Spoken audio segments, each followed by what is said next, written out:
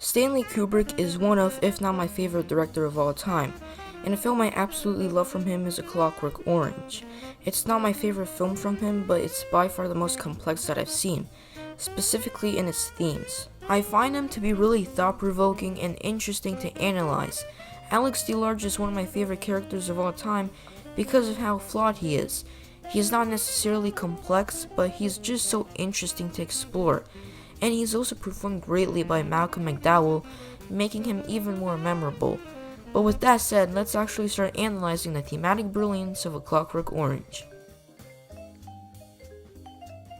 The film begins with Alex DeLarge and his Juke sitting in the corner of a milk bar, and as the film progresses, we see the evilness these four men have.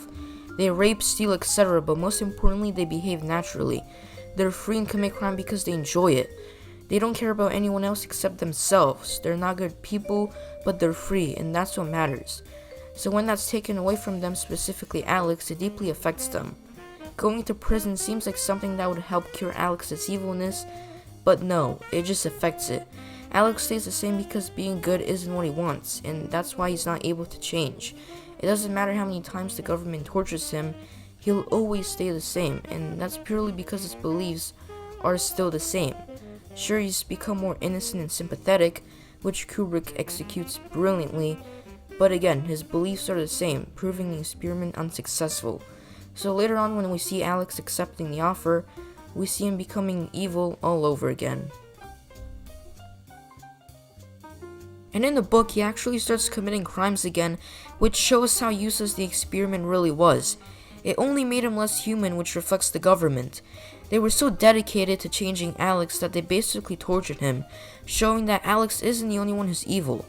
When they released him out of prison, he was weak and begged for mercy, but was once again abused by the people around him. Everyone Alex interacted with was evil in their own unique way, but Alex was just the one who embraced it and made it his own. It shows how wrong society can be. It just weakens all of us and makes us straight up bad. But eventually, when Alex does become good, it's because he wanted to.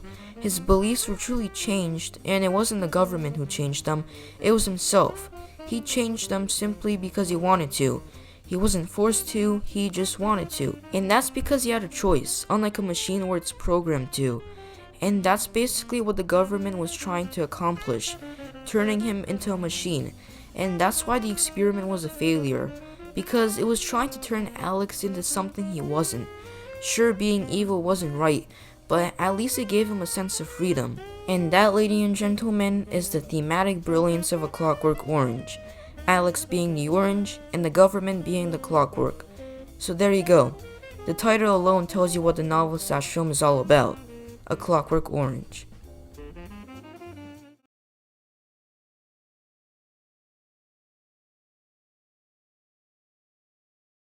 It shows how wrong society